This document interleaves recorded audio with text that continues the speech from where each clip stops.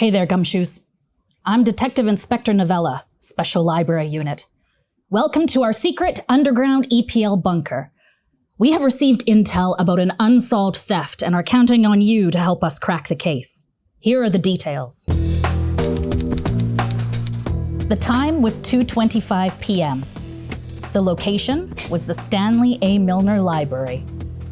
Carl was wearing his fabulous new yellow jacket as he entered the Makerspace soundstage with Bradley, his production assistant. They started to work on their music video, but ran into some technological problems. Carl left the soundstage to head to the customer service desk to ask for some help from the library staff. As he exited the soundstage, he bumped into Natalie, a newcomer to Canada visiting the library for the first time. There were many people in the Makerspace area. Carl walked past Nigel, sitting at a computer working on developing a new video game. Sarah was watching the 3D printer printing a home for her pet cat. Peter was sitting at a computer wearing yellow shorts the same color as Carl's jacket and a skateboard to match. Bianca was in the textiles and fabrication area. When Carl returned to the soundstage, he was shocked to find that his fabulous new yellow jacket had disappeared. Who could have committed this terrible theft? Many clues were left behind. The library ninjas have been called to help solve the mystery, and they need your help. Bianca is a fashionista currently enrolled in the textile program at the University of Alberta, where she's trying to invent a new material that is both environmentally sustainable and would still slay on the runway. She feels like she's getting close and has come to the Stanley A. Milner Library to use the textile space. When she's not working on her new material, Bianca can be seen reading the latest bestseller while drinking coffee. Bradley just completed the digital media and IT program at NAIT and is itching to make his mark. He has recently been hired by Carl to design and produce his new music video. Carl's recent success on the Billboard Top 100 has Bradley feeling nervous but excited to work with Carl. When Bradley is not working on production and design, he spends his days with his dog Tito, going for walks and having little doggy tea parties. Natalie just moved to Edmonton. She is currently enrolled as an international student at the University of Alberta. Her parents want her to study general business, but Natalie has a passion for English language arts. When Natalie is not studying, she enjoys traveling the world and making new friends. Nigel has had a discouraging run with his video game creations. No one seems to like them. What isn't exciting about Peanut Butter and Cheese Sandwich Kitchen Rush? And no one was interested in his attempt at rivaling Candy Crush with his Veggie Crush. Nigel isn't giving up just yet, though. His newest venture is cats eating pizza in space, and he's been spending most of his days in the library. Peter is in his last year of high school. He gets good grades, but would rather be at the skate park than studying. Peter uses the computers at the library to learn new skateboarding tricks from watching videos online. He dreams of competing at the World Skateboarding Championship. He loves the color yellow because it draws attention to his awesome skateboarding talent. Sarah loves cats.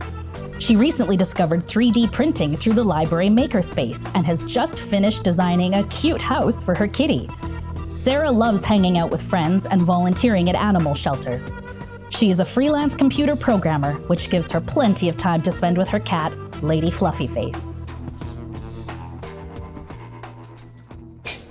You received a booklet prior to our meeting.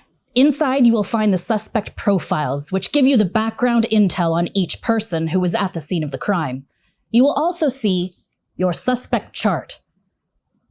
Each clue we decipher in this case will point to certain suspects. You can put a mark beside a person's name if you suspect them. So, for example, if you think that evidence uncovered in the sketch artist clue points to Bianca, you can make a mark here. I'll make sure you get time after each piece of evidence to fill in your chart. We have received eyewitness testimony from a library customer who saw the thief running away with the jacket. Turn to the page labeled Sketch Artist. I will read the description provided by our eyewitness, and you can draw a sketch based on this intel. Pencils ready. The suspect had dark hair, a nose. Brown eyes. The suspect is wearing glasses.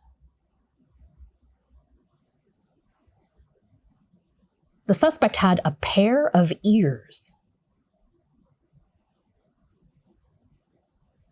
And thin lips. Also, a chin below their mouth. Now, use this evidence and the photos of our suspects to fill in your suspect chart, making sure you note anyone who matches the eyewitness description. Let me know in the chat when you're ready to move on.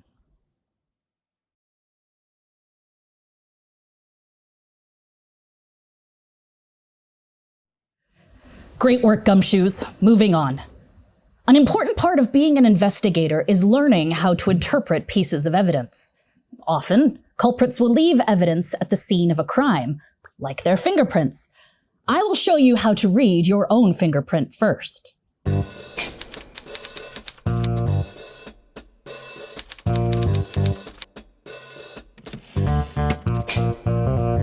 For this activity, you'll need your pencil and your tape. Start by making a mark with your pencil that's really dark. Then you'll take your finger and press it quite hard into that pencil mark. That will put some of the pencil lead right there on your fingertip. Next, you're going to take your piece of tape and press it onto your marked up finger. That will transfer your fingerprint to the tape. Then you can remove the tape, place it on the paper, and you can analyze what kind of fingerprint you have. You can compare it to the samples up above. So I believe my fingerprint is the closest to this tented arch.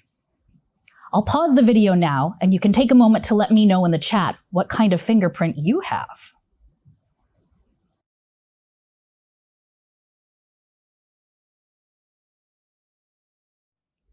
Now that you've had some practice analyzing your own fingerprints, let's try examining the 4 samples in your booklet on the page labeled "Practice Makes Perfect."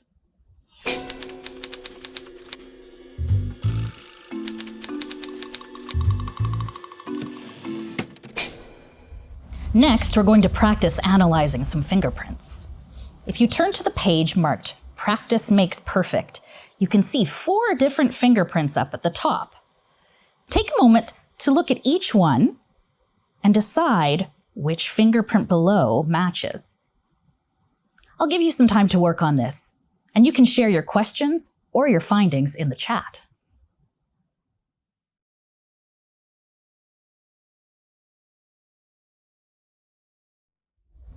Great work, Gumshoes. You're now experts in the field of fingerprint analysis. I have received word that several fingerprints were found on the soundstage booth where the yellow jacket went missing. We must analyze these prints to figure out who was in the booth on the day of the crime. You can find them in your booklet.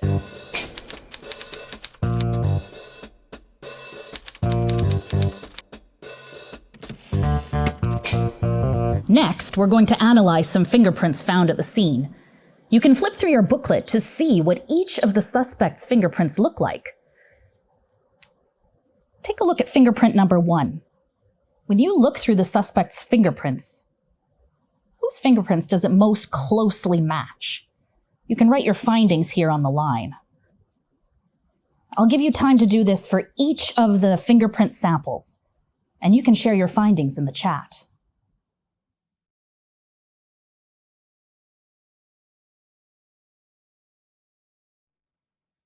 Gumshoes, we have discovered a note at the scene of the crime.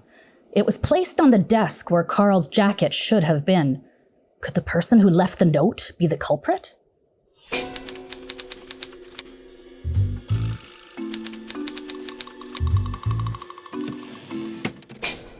This is the note that we found at the scene.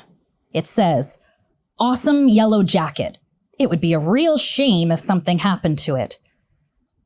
Which of the suspects do you think wrote this note? Go through your booklet and analyze the different handwriting samples for each of the suspects. Let us know which suspect you think wrote this note.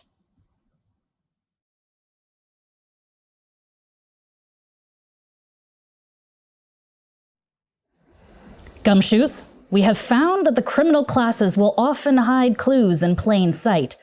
Turn to the page in your booklet marked Invisible Ink.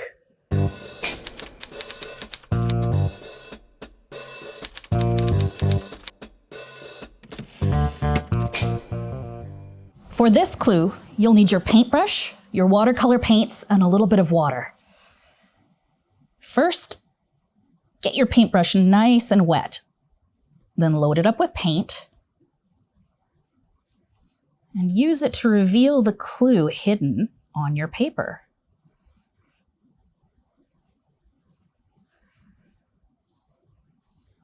Well, my goodness, it seems that someone's playing a trick on me.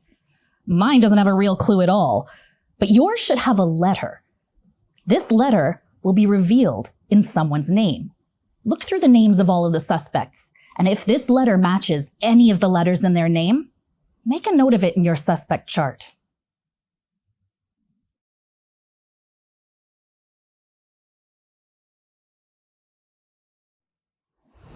Gumshoes, we have received intel from our agents in the field. In order to protect sensitive information, agents will often use a form of secret code or cipher to encrypt messages. I will show you how to break the cipher and give you some time to figure out what clues our field agents have discovered to help us crack this case.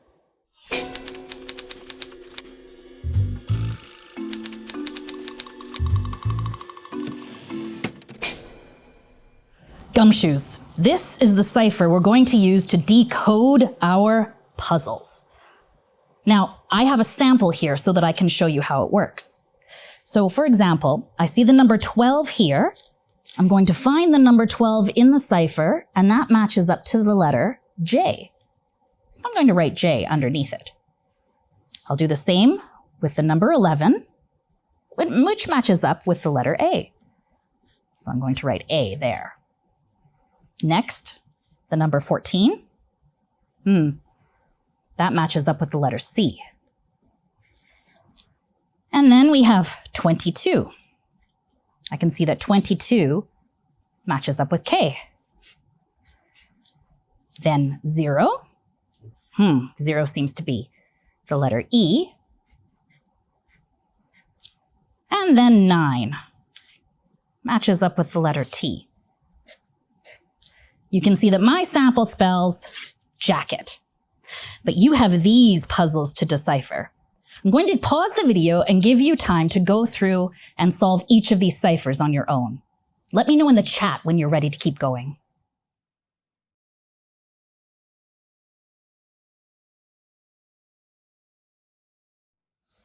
Our culprit is getting bold, Gumshoes.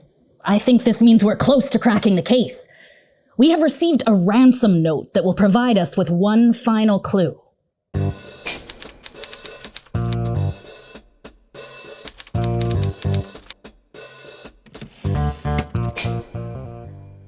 Gumshoes, the ransom note says, "Your yellow jacket has been taken.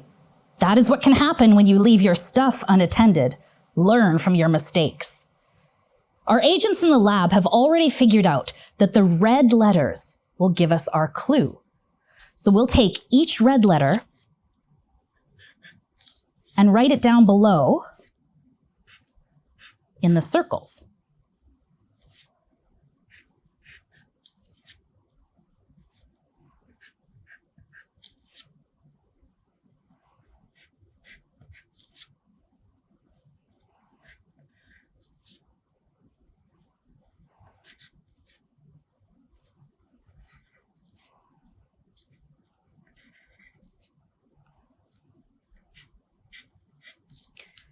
You can see that this spells Laniploshsi.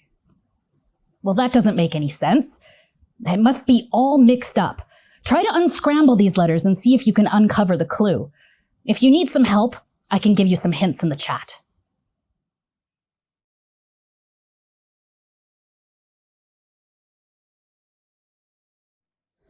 Great work, Gumshoes. We have now analyzed all of the clues in this case. Take a moment to look over your suspect chart and use this information to choose who you think is guilty of this crime. Fill in the poll with your results.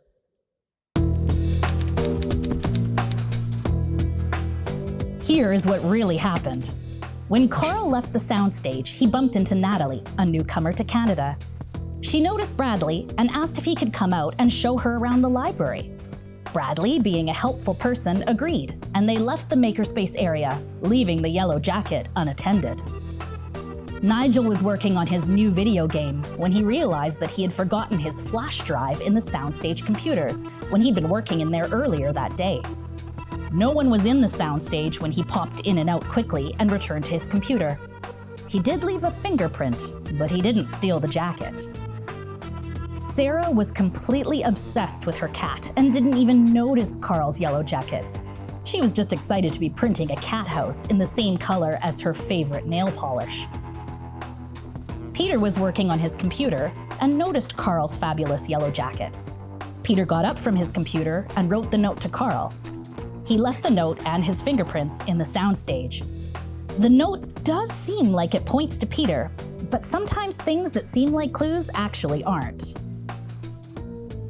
Bianca suffers from xanthophobia, an extreme fear of the color yellow. She was walking past Peter when she got scared and needed to get away from his bright yellow shorts and skateboard. In her fear, she entered the soundstage only to see the yellow jacket. She grabbed it and raced to the fabrication and textiles area with the plan of dyeing the jacket to a less terrifying color. When Carl called for help to figure out who stole his jacket, she quickly hid the jacket in her backpack so no one would know what she was about to do.